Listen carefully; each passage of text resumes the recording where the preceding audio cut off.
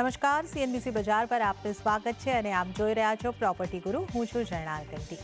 તો આજનો પ્રોપર્ટી ગુરુનો એપિસોડ ઘર ખરીદવાની ઈચ્છા રાખનાર દરેક વ્યક્તિ, દરેક દર્શક માટે ખાસ છે. કારણ કે ઘર ખરીદવાનો નિર્ણય સામાન્ય રીતે તમે જીવનમાં 1 કે 2 વખત જ લેતા હો છો અને જીવનનો આ મોટો માઇલસ્ટોન પણ હોય છે. પોતાનું ઘર ખરીદવું, તો આ ઘર ખરીદવાની પ્રોસેસ જે હોય છે એ તમારે માટે સરળ અને સહજ રહે અને ક્યારેય ફાઇનાન્શિયલ બર્ડન ન બને એ માટે તમારે શું જાણવું જોઈએ, શું તૈયારી કરવી જોઈએ, શું તપાસવું જોઈએ, આવા બધા જ સવાલના જવાબ આજે આપણે મેળવવાના છે. તો આ માટે આજે આપણે સ્ટુડિયોમાં આમંત્રિત કર્યા છે વિરલ ભટ્ટને, જેને તમે મની મેનેજરમાં જોતા હશો, સાંભળતા હશો. આજે આપણને પ્રોપર્ટી ગુરુમાં ઘર ખરીદવામાં ખાસ મદદ કરવાના છે. તો મની મંત્રના ફાઉન્ડર વિરલ ભટ્ટ આપણી સાથે જોડાયા છે. વિરલભાઈ, આપનું સ્વાગત છે. તો જે રીતે મેં કહ્યું કે પ્રોપર્ટી ગુરુના દર્શકો હોય એમને સ્વાભાવિક રીતે ઘર ખરીદવાની ઈચ્છા તો હોય છે અને દરેક વ્યક્તિ ઈચ્છે છે કે પોતાનું ઘર એ બનાવે, પોતાનું ઘર ખરીદે. તો સૌથી પહેલો સવાલ એ છે કે ઈચ્છા તો બધાની હોય છે, પણ વ્યક્તિ એ જાણવું જરૂરી છે કે ફાઇનાન્શિયલી રેડી છે ઘર ખરીદવા માટે. એ પોતાની ફાઇનાન્શિયલ પોઝિશનને જોઈને કઈ રીતે સમજી શકે કે એણે આ સમયે ઘર ખરીદવું જોઈએ અથવા તો એ રેડી છે, હવે એ ઘર ખરીદી શકે છે. તો આપણે ત્યાંથી શરૂઆત કરીએ. પહેલાં તો જનાબેન, તમારો આભાર મને આ પ્રોપર્ટી ગુરુ શો માટે બોલાવ્યો. મની મેનેજરમાં તો હંમેશા આપણે મળવાનું થાય છે, પણ આ પ્રોપર્ટી ગુરુમાં આજે જે ફાઇનાન્શિયલ રિલેટેડ એક જે તમે ભાગ લઈ રહ્યા છો લોનનો, એના પર આપણે આજે ચર્ચા કરશું. પહેલાં તો સાચી વાત છે કે આમ જોવા જઈએ ને તો ઘર લેવું એ પહેલાં બધાના સપનામાં હોય છે કે ભાઈ મારું પોતાનું ઘર ન હોય તો મારે પોતાનું ઘર લેવું છે. હવે લેવું છે બરાબર છે, ત્યાં સુધી તો ડેફિનેટલી એ એક સપનું છે, પણ એ સપનાને રિયાલિટીમાં એને અગર કન્વર્ટ કરવું છે તો આજના જે હિસાબથી આમ જોવા જઈએ તો જે પ્રાઇસ જે છે કોઈ પણ ઘર લેવા માટેની એ બહુ જ આસમાનને આંબી રહી છે અને ત્યારે આપણને એમ થાય કે આપણે કેવી રીતે ઘર લઈ શકીએ. તો ત્યાં એક આજના સમયમાં આપણને એક લોન જે એક છે કે તમને લોન મળી શકે છે અને લોનથી તમે તમારું ઘર લઈ શકો છો. તો ડેફિનેટલી લોન આમ કહેવાય તો ગુડ લોન કહેવાય છે, સારી લોન કહેવાય છે, કારણ કે તમે તમારા એસેટ, તમે જે ઘરમાં રહેવા જઈ રહ્યા છો, તમારું પહેલું ઘર છે, તમે રહેવા જવાના છો, એના માટે તમે લોન લઈ રહ્યા છો, તો ડેફિનેટલી તમને લોન મળી શકે છે. પણ લોન મળી શકે છે ત્યાં સુધી જ એ રહેતું નથી. તમારી જે પાત્રતા છે, તમારી જે એલિજિબિલિટી છે ને, એ સૌથી પહેલાં ઇમ્પોર્ટન્ટ આસ્પેક્ટ છે જ્યારે પણ તમે ઘર માટે લોન લેવાના છો, રાઈટ. તો પહેલાં તમારી એલિજિબિલિટી ચેક થશે, તમારી પાત્રતા છે કે નહીં ફાઇનાન્શિયલી, એ તમારે જોવાનું રહેશે. હવે સપોઝ એની માટે પણ 1-2 વાતો છે એ ધ્યાનમાં રાખવી પડશે જે પણ ઘર લેવાવાળા ઈચ્છિત વ્યક્તિ હશે એની માટે. પહેલાં તો એનું ઇન્કમ. હવે સૌથી ઇમ્પોર્ટન્ટ છે કે તમારી અગર ઇન્કમ એક પર્ટિક્યુલર લેવલની હશે કે તમે કમાઓ છો એ તમે કેટલું કમાઓ છો એ પહેલાં જોવામાં આવશે. એટલે તમારો જે પણ તમે લોન લેવા માટે ડેફિનેટલી તમારે કોઈ બેંક પાસે જવું પડશે, કાં તો કોઈ non banking finance companies NBFCs પાસે જવું પડશે, રાઈટ. તો એ તમારી પાત્રતા જોશે કે તમે યોગ્ય છો કે નહીં. અને પાત્રતા જોતી વખતે સૌથી પહેલું એ જોશે કે તમારી ઇન્કમ કેટલી છે, તમે કેટલું કમાઓ છો. સાથે સાથે તમારા જે ફાઇનાન્શિયલ ડોક્યુમેન્ટ્સ છે કે ભાઈ તમારા બેંક સ્ટેટમેન્ટ્સ છે, તમે ઇન્કમ ટેક્સ રિટર્ન ફાઇલ કરો છો કે નહીં, એ પણ એક બહુ મોટો ઇમ્પોર્ટન્ટ આસ્પેક્ટ છે કે તમે રિટર્ન ફાઇલ કરો છો કે નહીં, એ પણ તમારે જોવામાં આવશે. પછી સાથે સાથે તમારી રીપેમેન્ટ કેપેસિટી, બરાબર છે, કે તમે લોન તો તમને મળશે, ચલો તમારી ઇન્કમના પોઈન્ટ ઓફ વ્યૂથી, તમારી ફાઇનાન્શિયલ કન્ડિશનના પોઈન્ટ ઓફ વ્યૂથી લોન તો મળી જશે, પણ તમે શું તમારી રીપેમેન્ટ કેપેસિટી પણ એટલી છે કે નહીં. હવે રીપેમેન્ટ કેપેસિટી એટલે કેવી રીતે કે તમે શું વ્યવસાય કરો છો, તમે જોબ કરો છો, તમે બિઝનેસ કરો છો, એટલે તમારી લોન્જિટિવિટી, કેટલું તમે કામ કરવાના છો, કેટલું કામ કરી શકશો, એ બધું જોશે. તમારો એક એજ, તમારી ઉંમર કેટલી છે એ પણ જોશે, કારણ કે તમે રિટાયરમેન્ટના નજીક હશો એટલે તમારી ઉંમર કદાચ માની લો 50 હશે કે 55 હશે, તો તમને કદાચ લોન મળવામાં તકલીફ થશે, કારણ કે તમે જે કમાવાના છો એનો જે સ્પેન હશે એ જ ઓછો હશે, તો તમને કદાચ ન મળી શકે. તો એજ જોશે, તમારા ફાઇનાન્શિયલ ડોક્યુમેન્ટ્સ જોશે, તમે ઇન્કમ ટેક્સ રિટર્ન ફાઇલ કરો છો એ જોશે, તમારું ક્વોલિફિકેશન જોશે, સાથે સાથે તમારા ફેમિલીમાં કોણ કોણ છે, ડિપેન્ડન્સી કેટલી છે તમારા લોકો, તમારી ઇન્કમ ઉપર ડિપેન્ડન્સી કેટલી છે લોકોની, બરાબર છે. પછી તમારા સ્પાઉસ અર્નિંગ છે નથી, એટલે તમારા હસબન્ડ વાઈફ કોઈ કામ કરે છે તો કરે છે તો શું કરે છે, કેવી રીતે કરે છે, કેટલું એનું અર્નિંગ છે એ પણ જોવામાં આવશે. તો મેઇન તો આ પાત્રતા છે, સૌથી પહેલો સ્ટેપ છે કે તમારી એલિજિબિલિટી શું છે, અને એ પાત્રતા જોવા અલગ અલગ ભાગો છે એમાં જે આપણે આજે ચર્ચા કરી હમણાં. જી, તો દર્શક મિત્રો આ ખાસ સમજવાનું રહેશે કે આપણે ઘર ખરીદવા માંગતા હોઈએ છીએ, દરેકનું પોતાનું ઘર હોવાનું સપનું હોય છે, લોન લેવાની પણ ઘણી વખત જરૂર પડતી હોય છે. ઘર માટે લોન લેવી એ એક સ્વાભાવિક વાત છે, પણ તમારે માટે લોન તમને મળી શકે એ માટે તમારી પાત્રતા કેટલી છે, એ કઈ રીતે નક્કી થાય છે, એ બધી આપણે અહીંયા આગળથી વિરલભાઈ આપણને માહિતી આપી છે. વિરલભાઈ, હવે આ જ વાતને આપણે અહીંયા આગળથી આગળ વધારીએ કે મોટાભાગના લોકો ઘર જે છે લોન લઈને ઘર ખરીદતા હોય છે. એ એક બહુ જ સ્વાભાવિક વાત છે, અને ખાસ કરીને જ્યારે નોકરીમાં હોય, પગારદાર વર્ક હોય, તો લોન લેતા જ હોય છે. પણ આ જે તમે એલિજિબિલિટીની વાત કરી, પાત્રતાની વાત કરી, એટલે આમાં ઘણી બધી વસ્તુઓ જોવાની હોય છે. બેંક જુએ એ પહેલાં આપણે કઈ કઈ તૈયારી કરી લેવાની જરૂર છે, એ પણ જો તમે અમારા દર્શકોને જણાવી શકો તો એ આ આખી પ્રોસેસ સરળતાથી અને ઝડપથી થઈ શકે. ડેફિનેટલી આજે આપણે આ શો કરી રહ્યા છીએ અને ચર્ચા કરી રહ્યા છીએ, એનો ઉદ્દેશ એ જ છે કે પહેલાંથી પ્રિપેર રહે. હવે તમે ઘર લેવાના છો એ તમે નક્કી કર્યું તો તમે એ પ્રિપેર છો કે મારે ઘર લેવું છે, પણ લોન જ્યારે લેવાની આવશે, લોન માટે પણ કંઈક એક પ્રિપરેશન કરવી જોઈએ. તો શું પ્રિપરેશન કરી શકશો કે પહેલાં મારે ઘર લઈ લેવાનું, એટલે ઘર નક્કી કરી લેવાનું અને પછી લોન માટે અપ્લાય કરવાનું, કે પછી પહેલાં મારે લોનની મારી એલિજિબિલિટી કેટલી છે, રાઈટ? પહેલાં મારે એ જોવું જોઈએ કે મારી લોનની એલિજિબિલિટી છે કે નહીં. જે આપણે એલિજિબિલિટીના પોઈન્ટ ઉપર જ્યારે આપણે ડિસ્કસ કર્યું કે ફાઇનાન્શિયલ ડોક્યુમેન્ટ્સ જોશે, રાઈટ? તો એ ફાઇનાન્શિયલ ડોક્યુમેન્ટ્સથી એ બધું સ્ક્રુટિની કર્યા પછી જે તમારો લેન્ડર એટલે બેંકની વાત કરીએ અહીંયા, કે NBFC, નોન બેન્કિંગ ફાઇનાન્સ કંપનીઝની વાત કરીએ, જેની પાસે તમે લોન લેવાના છો, એની પાસે તમે જઈ શકો છો અને એને કહી શકો છો કે મારે ઘર ખરીદવું છે, મારી એલિજિબિલિટી કેટલી છે લોનના પોઈન્ટ ઓફ વ્યૂથી, કેટલી અમાઉન્ટ મને મળી શકે છે. જનરલી આમ જોવા જઈએ તો 70 to 90%, કોઈ બેંક 70% આપે છે, કોઈ બેંક 80% આપે છે, કોઈ બેંક 90% આપે છે, બરાબર છે? તો તમે જે ઘર લેવાના છો એના પોઈન્ટ ઓફ વ્યૂથી જેટલાનું પણ તમારું ઘર હશે, એની સામે તમારી જે લોનની એલિજિબિલિટી એટલે ફાઇનાન્શિયલ એલિજિબિલિટી પહેલાંથી તમે નક્કી કરી શકો છો. એટલે બેંક તમને નક્કી કરીને કહેશે કે મેક્સિમમ તમને આટલી લોન તો મળશે જ, અને એના પછી તમે તમારા ઘર શોધવાની પ્રક્રિયા શરૂ કરી શકો છો. કારણ કે તમને એ ખબર છે કે તમને લોન તો લેવાની જ છે, લોન વગર તમે ઘર નહીં ખરીદી શકો. તો લોન જ્યારે લેવાના છો, બરાબર છે, એ ઘર ખરીદ્યા પછી ના કરતાં એની પહેલાં જ એની ફાઇનાન્શિયલ એલિજિબિલિટી, કે તમને કેટલી લોન મળી શકે છે, કેટલા પર્સન્ટેજ મળી શકે છે, એના પ્રમાણે તમે તમારું પહેલું ઘર શોધવાની પ્રક્રિયા શરૂ કરી શકો છો. આજે તમે વાત કરી વિરલભાઈ, પહેલાં લોનને પ્રી અપ્રૂવડ કરી લેવાની, તો આ એક મોટી સરળતા થઈ શકે જો તમે એના ઉપર અમને જણાવી શકો. કારણ કે ઘણી વખત એવું થતું હોય છે કે માણસને ઘર પસંદ પડી જાય, પણ પછી જ્યારે લોન લેવા જાય તો એમાં સમય લાગી જતો હોય છે. કોઈક વખત એ પસંદ પડેલું ઘર હાથમાંથી પણ જતો રહે એટલો સમય પણ લાગી જતો હોય છે.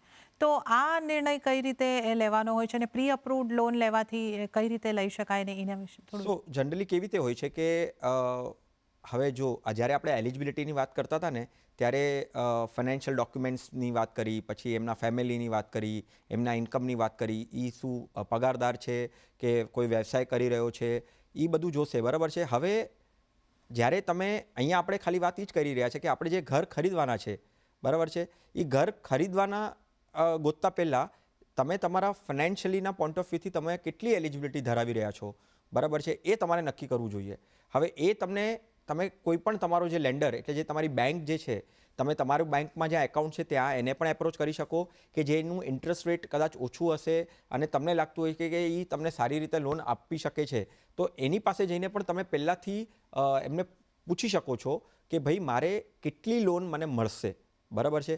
હવે કેટલી લોન મળશે એ તમે ખાલી એકને નહીં, પણ તમે 3-4 બેંકની પાસેથી પહેલાંથી પ્રી અપ્રૂવડ લોન કરી શકો છો કે ભાઈ જો તમારા ઇન્કમના પોઈન્ટ ઓફ વ્યૂથી તમને આટલી લોન તો મળશે જ. હવે માની લો કદાચ તમે 80 lakhsનું ઘર ખરીદવાના છો, પણ તમારી લોન એલિજિબિલિટી પ્રમાણે તમને ખાલી 40 lakhs કે 50 lakhs મળશે, તો જે બાકીના 30 લાખ છે એ તમને સમજાશે કે મારે કંઈક ઇન્વેસ્ટમેન્ટ કરીને રાખવું પડશે, કે મારે કોઈ બીજા સોર્સિસથી મારે એ પૈસા ઊભા કરવા પડશે.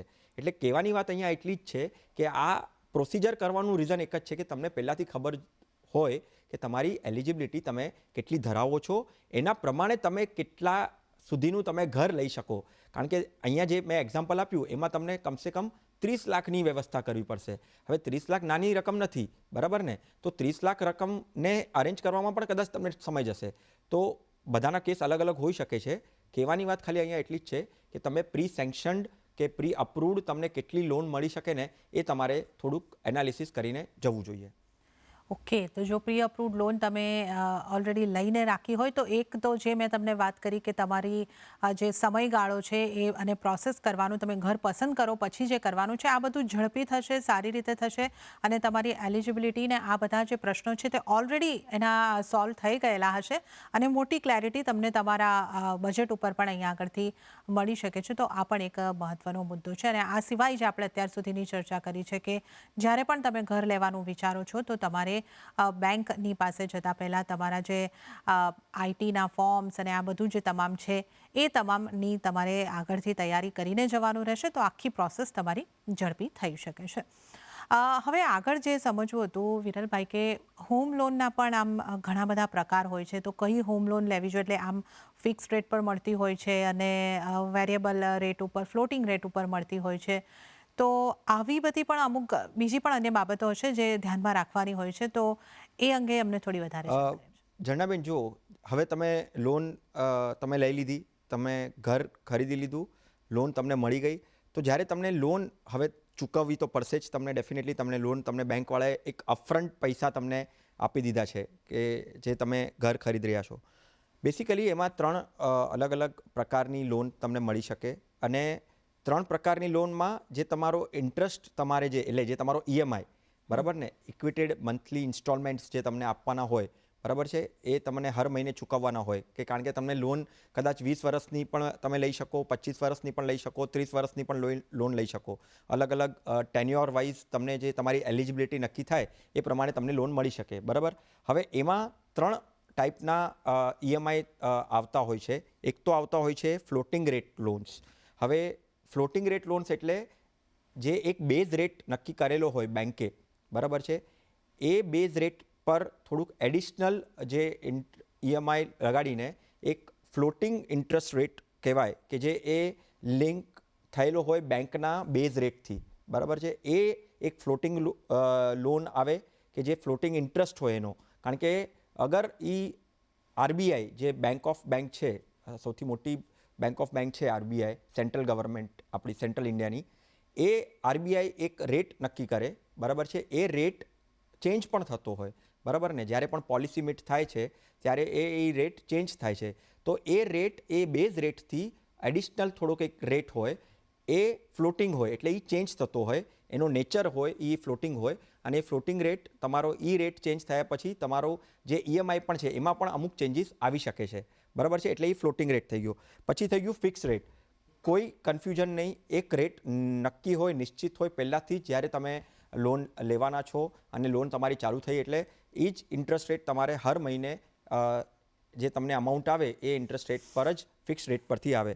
અને બીજી એક આવે કોમ્બિનેશન. અમુક વર્ષો સુધી ફ્લોટિંગ હોય, અમુક વર્ષ પછી ફિક્સ થઈ જાય, એવી રીતે પણ કોમ્બિનેશન પણ મળી શકે. પણ આજના ટાઈમમાં અને આમ હિત ધારક તો એ જ છે કે તમે હંમેશા ફ્લોટિંગ રેટ લોન જ લો. કારણ કે ફ્લોટિંગ રેટ, કારણ કે આજે હવે એમ કહેવાય છે કે હવેના જે મહિનાઓ આવશે ને વર્ષો આવશે એ કદાચ ઇન્ટરેસ્ટ રેટ ઓછો થશે. તો અગર ઇન્ટરેસ્ટ રેટ ઓછો થયો તો તમારી હોમ લોનનો પણ રેટ ઓછો થશે એમાં, રાઈટ.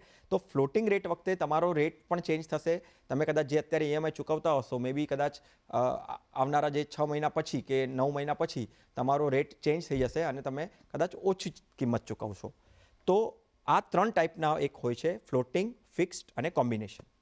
વિરલભાઈ, હવે આગળ એ સમજવું હતું કે એક તો ડિફરન્સ સમજાવો કે ઈએમઆઈ અને પ્રી ઈએમઆઈ એટલે આમાં શું ડિફરન્સ છે. અને એક મોટો ને મહત્વનો સવાલ એ પણ છે કે વ્યક્તિએ લોન કેટલી લેવી જોઈએ અને પોતે કેટલી રકમ તૈયાર રાખવી જોઈએ. આની એક ક્લેરિટી પોતે ઘર ખરીદવા પહેલાં એક વ્યક્તિને જો મળે તો આ એક બહુ જરૂરી હોય છે, પાછળથી પછી એને બર્ડન ન થાય. હવે જ્યારે લોન અમાઉન્ટની વાત કરીએ ને ત્યારે જે રેગ્યુલેટર જે છે, જે આરબીઆઈ આ બધાની વાતનું ધ્યાન રાખે છે, એણે નક્કી કરીને રાખ્યું છે કે 75 to 90% જ તમને તમારી લોન વેલ્યુ મળી શકે. તમારી જે પ્રોપર્ટીની વેલ્યુ હોય ને એના 75 to 90% જ તમને લોન એલિજિબલ થઈ શકો. હવે ડેફિનેટલી એમાં બીજા ઘણા બધા પણ પાસાઓ છે કે એ પ્રોપર્ટી ક્યાં છે, એરિયા કયો છે, રાઈટ. એટલે મીન્સ એ જે વેલ્યુએશન છે એ આખું એનાલિસિસ બેન્કો દ્વારા થાય છે, રાઈટ. તો એમાં ધ્યાન એટલું જ રાખવાનું છે કે તમને 75 to 90% મળશે. હવે એ પણ છે કે તમારા જે કો એપ્લિકન્ટ હશે, રાઈટ, તે તમારા જે કો એપ્લિકન્ટ હશે એ કો એપ્લિકન્ટને પણ એનું પણ થોડીક એલિજિબિલિટી પ્રમાણે એ જોવું પડશે કે હવે તમને કેવું છે કે આપણે વાત કરી કે ભાઈ તમને 80% જનરલી બેન્કો 70 to 90%ના પોઈન્ટ ઓફ વ્યૂથી આપતા હોય છે લોન, તમને સેન્કશન થઈ શકે છે, બરાબર છે. તો એમાં તમારા કો એપ્લિકન્ટનું પણ એક ઇમ્પોર્ટન્ટ અહીંયા છે કે ભાઈ એ કો એપ્લિકન્ટ શું છે, એની કોઈ ફાઇનાન્શિયલી એલિજિબિલિટી છે કે નહીં, અને એ બધી વસ્તુ. તો એક તો લોન અમાઉન્ટનું અહીંયા ક્લિયર થઈ ગયું કે ભાઈ તમને કેટલી લોન તમારા પ્રોપર્ટીના પોઈન્ટ ઓફ વ્યૂથી મળી શકે છે. હવે બીજું આમાં એક પાસું એ છે કે જે જન્નાબેન તમે વાત કરી કે ઈએમઆઈ અને પ્રી ઈએમઆઈ. તો ઈએમઆઈ એટલે નો ડાઉટ આપણે વાત કરી કે ઇક્વિટેડ મંથલી ઇન્સ્ટોલમેન્ટ જે છે એ ઈએમઆઈ કહેવાય છે. હવે એમાં પ્રિન્સિપલ અમાઉન્ટ એટલે તમે જે લોન લઈ રહ્યા છો એ પ્રિન્સિપલ અમાઉન્ટ અને તમારું જે ઇન્ટરેસ્ટ અમાઉન્ટ, એ બંનેનું કોમ્બિનેશન એટલે ઈએમઆઈ, બરાબર છે. હવે એ ઈએમઆઈ ખાલી દર્શકોને એ પણ એક અહીંયા વસ્તુ જણાવી દઉં કે જે તમે ઈએમઆઈ ભરો છો એ તમને ટેક્સ બેનિફિટ માટે પણ ફાયદો થાય છે. ઈએમઆઈમાં જેવી રીતે કીધું કે પ્રિન્સિપલ કોમ્પોનન્ટ હોય અને એક ઇન્ટરેસ્ટનો કોમ્પોનન્ટ હોય. પ્રિન્સિપલ કોમ્પોનન્ટ તમને 1.5 લાખનું બેનિફિટ આપે છે, ટેક્સ બેનિફિટ, અને ઇન્ટરેસ્ટનો કોમ્પોનન્ટ તમને 2 લાખનું ટેક્સ બેનિફિટ આપે છે. એનો સેક્શન અલગ છે. પ્રિન્સિપલ અમાઉન્ટ જે તમે ક્લેમ કરો છો ટેક્સ બેનિફિટ માટે એ એટીસી અંડર આવે છે, અને ઇન્ટરેસ્ટનો એક અલગ સેક્શન છે જે તમે ટેક્સ બેનિફિટ માટે કરી શકો. ઈએમઆઈ એ તમને ત્યાં ફાયદાકારક રહેશે અગર તમે લોન લો છો અને તમને કરશો. હવે પ્રી ઈએમઆઈ એટલે કેવું છે કે ઘણી પ્રોપર્ટીઝ જન્નાબેન અંડર કન્સ્ટ્રક્શન હોય, બરાબર છે. તો એ અંડર કન્સ્ટ્રક્શનના પોઈન્ટ ઓફ વ્યૂથી ઘણી વખત તમને જ્યારે તમારું ઘર બનતું જાય એ પ્રમાણે તમારે ઈએમઆઈ ચૂકવવાનું આવી શકે છે, અને ઘણી વખત એક અપફ્રન્ટ અમાઉન્ટ પણ તમને એ માંગી શકે છે તમારા પાસેથી કે તમે એ જે અપફ્રન્ટ અમાઉન્ટ છે, જે તમને જેટલું પણ બનેલું છે એ તમને આપવું છે, એને તમે ઈએમઆઈમાં કન્વર્ટ કરીને જ્યાં સુધી તમે રહેવા ન જાઓ એની પહેલાં તમે અમુક હપ્તાઓ ચૂકીને પછી જેવું બનશે તમારું ઘર અને પછી જે રેગ્યુલર ઈએમઆઈ તમારા ચાલુ થશે એની પહેલાં એક પ્રી ઈએમઆઈનો પણ કોન્સેપ્ટ છે કે અમુક તમને ઈએમઆઈ પહેલાં પણ ચૂકવવા પડે. ઓકે, તો આ જ્યારે અંડર કન્સ્ટ્રક્શન હોય ત્યારે તમારે જે હપ્તા ભરવાના હોય છે એ પ્રી ઈએમઆઈ છે, અને તમે તમારું જ્યારે પોઝિશન મળી જાય છે એ બાદ તમે જે હપ્તા ચૂકવો છો, બેંકની જે તમે લોન લીધી છે એ ઈએમઆઈ છે. તો આ એક બેઝિક ડિફરન્સ આપણે અહીંયા આગળથી સમજી લીધો છે. હવે વધુ એક મુદ્દો અહીંયા સાંકળી લેવો છે કે હોમ લોનનો ઇન્સ્યોરન્સ લેવો જોઈએ, ન લેવો જોઈએ, કેટલો મહત્વનો? જો હોમ લોનનો ઇન્સ્યોરન્સ આમ જોવા જઈએ ને તો જ્યારે પણ તમે લોન લેવા જશો ને ત્યારે એમાં 2 ઇન્સ્યોરન્સ જોડાયેલા હોય છે. એક તો તમે જે ઘર લઈ રહ્યા છો એટલે એનું જે સ્ટ્રક્ચર છે એને ઇન્સ્યોરન્સ કરવા માટેનું પણ એક ઇન્સ્યોરન્સ તમારા ઈએમઆઈ તમે જે ભરવાના છો એનો એક ભાગ હોય, અને બીજો એક ભાગ એ પણ હોય કે જે તમારા ઈએમઆઈમાં એડ થઈને આવે, પણ જે નોર્મલ તે તમારું જે ઈએમઆઈ બનતું હોય એમાં પ્લસ એડિશન કરીને એ લોકો જે ટર્મ ઇન્સ્યોરન્સ લેવાનો હોય કે સપોઝ કાંઈક અનફોર્ચ્યુનેટ ઇવેન્ટ થઈ ગયું અને તમે ન રહ્યા તો ડેફિનેટલી એ બેંકને એ હક હોય છે કે એને એ જે પૈસા તમે જે લોન લીધેલી છે હવે તો એ ભરવાવાળો છે નહીં વ્યક્તિ, તો એને કેવી રીતે રિકવરી કરી શકે. તો એના માટે એ લોકો એક ટર્મ ઇન્સ્યોરન્સ લેવાનું કહેતા હોય છે જે તમારા લોનનો જ એક ઈએમઆઈનો પાર્ટ હોય છે, બરાબર છે. એ જે ટર્મ ઇન્સ્યોરન્સની વાત કરી એ કોઈ પણ જગ્યાએ ફરજિયાત નથી. તમારી પાસે અગર પહેલાંથી તમે કોઈ ટર્મ ઇન્સ્યોરન્સ લઈ રાખેલો હોય તો એ તમે ટર્મ ઇન્સ્યોરન્સને એ તમારા લોન સાથે અસાઇન કરી શકો છો, એને અટેચ કરી શકો છો, અને તમે બેંકને કે જે એનબીએફસીને તમે જ્યાંથી લોન લો છો એને તમે કહી શકો છો કે મારી પાસે ઓલરેડી ટર્મ ઇન્સ્યોરન્સ છે, મારે એડિશનલ ટર્મ ઇન્સ્યોરન્સ લેવાની જરૂર નથી, અને એડિશનલ જે પ્રીમિયમ આપવું પડશે એના ઉપર, કારણ કે એ ફ્રીમાં તો તમને નથી આપવાના, બરાબર છે. એ લેતી વખતે કદાચ કહેતી વખતે તમને એમ કહેશે કે એનો એક ભાગ છે જે નો ડાઉટ કમ્પલસરી છે, પણ કમ્પલસરી લેવાનો ભાગ નથી. તમે બહાર પણ તમારી પાસે પહેલાંથી કોઈ અગર કોઈ ઇન્સ્યોરન્સ હોય તો એને તમે એની સાથે અટેચ કરીને અસાઇન કરાવી શકો છો. ઓકે, તો આ એક હોમ લોન ઇન્સ્યોરન્સ ઘણી વખત આપી દેવામાં આવતો હોય છે, તો આ મુદ્દાને પણ આપણે અહીંયા આગળથી સ્પર્શી લીધો છે. અને અહીંયા આપણે જે વિરલભાઈ આખી ચર્ચા કરી, લોન કઈ રીતે મળે, કઈ રીતે ચૂકવવાની છે, કઈ રીતે સરળતા રહે, એટલે આપણે કેટલી લોન લેવી જોઈએ, બધું જ આપણે એને ઇન્સ્યોરન્સની પણ વાત કરી લીધી. પણ ન કરે નારાયણ અને કોઈક એવા સંજોગોને કારણે આપણે લોન અમુક સમય સુધી નથી ભરી શકતા, ડિફોલ્ટ કરીએ છીએ, તો શું થઈ શકે એ પણ એકવાર અમને જાણકારી આપો. જો એનો એક એક્ટ ઓલરેડી ડિફાઇન કરેલો છે. મેક્સિમમ અગર તમારા 3 ઇન્સ્ટોલમેન્ટ તમે ન ભરી શક્યા તો તમને પ્રોબ્લેમ્સ આવી શકે છે. તમને પૂછવા આવી શકે છે બેંક, રિકવરી કરી શકે છે અલગ અલગ વેઝથી કે શું એક્ઝેક્ટલી પ્રોબ્લેમ છે. અને કંઈક ને કંઈક રીતે તો ડેફિનેટલી તમને અગર તમે ન ભરી શક્યા અને આગળ પણ તમે અગર નથી ભરી શકવાના તો તમને એ લોકો ડિફોલ્ટ જાહેર કરી શકે છે. એટલે એ ડિફોલ્ટ કેસમાં કોઈ પણ કદાચ એવું બની શકે કે એ એક્ટમાં એવું પ્રોવિઝન છે કે તમારા કોઈ એસેટ્સ ને વેચીને રિકવરી એ લોકો કરી શકે.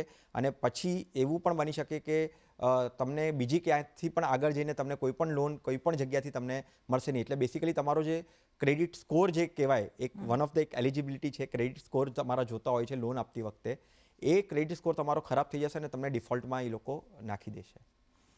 ઓકે, તો આ જો ન કરે નારાયણ અને ડિફોલ્ટ થાય છે તો શું થઈ શકે એની પણ આપણે અહીંયા આગળથી વાત કરી છે. તો આપણે પૂરેપૂરી આશા અહીંયા આગળથી રાખી રહ્યા છે કે તમે નિષ્કર્ષ આ એપિસોડમાંથી લીધો હોય કે તમે 70% સુધીની લોન લઈ શકો છો. 30% જેવું તમારે પોતે આયોજન કરવાનું છે. હું થોડું વધારે જો અહીંયા આગળથી ઉમેરી રહું તો તમે એ ધ્યાન રાખશો જ ચોક્કસપણે કે સ્ટેમ્પ ડ્યુટીનો જે ખર્ચો છે, આ ઉપરાંત બીજા અમુક ખર્ચા છે, તમે ઇન્ટિરિયર કરાવવાના છો, આ બધું પણ તમે જ્યારે તમારું આખું આયોજન કરતા હોય તો એને ગણતરીમાં રાખીને ચાલજો. પણ આ મોટો ઘરનો જે મોટો ખર્ચો છે એનું કઈ રીતનું આયોજન છે એની આપણે અહીં આગળથી વાત કરી છે. અને વિરલભાઈ, ખૂબ ખૂબ આભાર, આપ સ્ટુડિયોમાં આવી અમારી સાથે જોડાયા અને આ એક સરસ ચર્ચા આપણે કરી. દર્શકોને એક સારું માર્ગદર્શન ચોક્કસપણે મળી રહેશે. આપનો આભાર. આમાં બેન એક જ વાત કહેવાની રહી ગઈ ખાલી, દર્શકોને જણાવવામાં કેવું પડે એવું છે કે તમે તમારી લોન જે છે, આપણે લોનની ચર્ચા કરી, લોનને તમે પેમેન્ટ પણ કરી શકો.